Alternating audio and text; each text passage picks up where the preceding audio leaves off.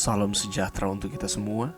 Pelajaran Sekolah Sahabat dengan tema utama Surat Efesus, pelajaran ke-9, Hidup Bijaksana, Minggu 20 Agustus. Sebaliknya, biarlah ada ucapan syukur. Dalam pengertian apakah Paulus bermaksud agar orang percaya menjadi peniru Allah? Paulus mendorong orang-orang percaya di Efesus untuk berjalan dalam kasih, panggilan yang penting pada bagian ini. Seperti berjalan dalam kasih harus dicontohkan menurut kasih Kristus sendiri pada kita, yang diungkapkan dalam korban pendamaiannya. Paulus menegaskan 4 hal tentang pengorbanan itu. Yang pertama, hal itu dimotivasi oleh kasih Allah Bapa dan Kristus sendiri. Yang kedua, ini adalah sebuah substitusi. Dengan Kristus mati menggantikan kita, Kristus bukanlah korban pasif, tetapi menyerahkan dirinya bagi kita. Yang ketiga, di bawah gambaran pelayanan Bait Kudus Perjanjian Lama, kematian Kristus juga merupakan pengorbanan yang dipersembahkan kepada Tuhan. Yang keempat, pengorbanan diterima oleh Tuhan karena itu adalah persembahan yang harum. Efesus 5 ayat 3-5 kemudian memperkenalkan bagian yang menyatakan keprihatinan terhadap etika seksual. Orang-orang muda yang bertobat di Efesus berada dalam bahaya, berbalik dari panggilan Kristen mereka dan ditarik kembali ke dalam perilaku seksual yang akan meniadakan kesaksian Kristen. Di satu sisi, dunia Yunani Romawi pada abad pertama menunjukkan kebobrokan moral dan pesta pora yang diuraikan di tempat lain dalam Perjanjian Baru. Sebagai contoh, jamuan makan orang kaya secara teratur menampilkan perilaku yang Paulus kecam dalam Efesus 5 ayat 3-14. Mabuk-mabukan, kata-kata cabul, hiburan cabul, dan tindakan amoral. Selain itu, pusat-pusat kota menyediakan anonimitas atau kondisi di mana seorang melakukan tindakan tanpa dikenali, dan permisif atau perilaku yang serba membolehkan yang mendorong praktek seksual amoral. Di sisi lain, banyak orang dalam masyarakat itu menjalani kehidupan yang saleh dan melayani sebagai penyokong moralitas yang ketat.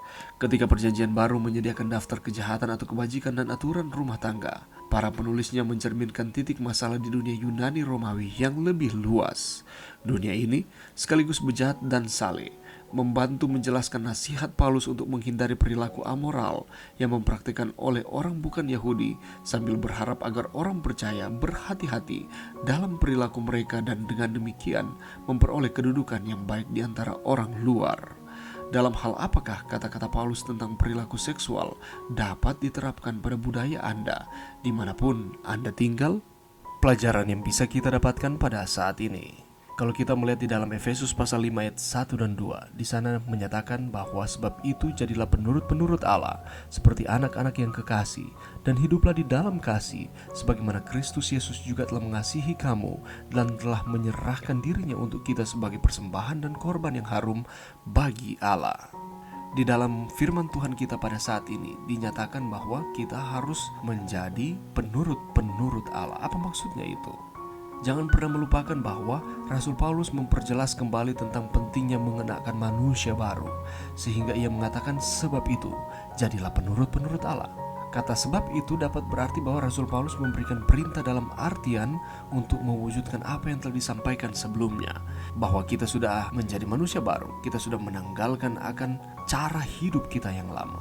Sebab itu, di sini dikatakan bahwa kita harus menjadi penurut-penurut Allah. Kata penurut dalam bahasa aslinya yakni imitator atau peniru. Harus dimengerti dalam konteks hubungan antara orang tua dengan anak. Karena pada umumnya seorang anak akan menunjukkan sikap atau perilaku yang menirukan sikap atau perilaku dari orang tuanya. Oleh karena itu, sebagai penurut-penurut Allah atau peniru Allah, yang harus kita lakukan adalah kita harus hidup dalam kasih. Hidup dalam kasih yang dimaksudkan adalah dengan meneladani Kristus Yesus yang telah terlebih dahulu mengasihi, bahkan menyerahkan dirinya sebagai persembahan dan korban yang harum bagi Allah. Dengan kata lain, dapat dikatakan bahwa teladan Kristuslah yang menjadi ukuran bagi terlaksananya hidup dalam kasih yang dimaksudkan oleh Rasul Paulus. Allah telah melakukan terlebih dahulu untuk kita. Kasih Allah Bapa dan Kristus sendiri tak berkesudahan. Dan dengan matinya Yesus Kristus bagi kita, maka kita dilayakkan untuk menjadi anak-anaknya. Dan Yesus telah melakukan segala sesuatu untuk keselamatan saudara dan saya. Oleh karena itu kita harus menjadi penurut-penurut atau peniru Allah.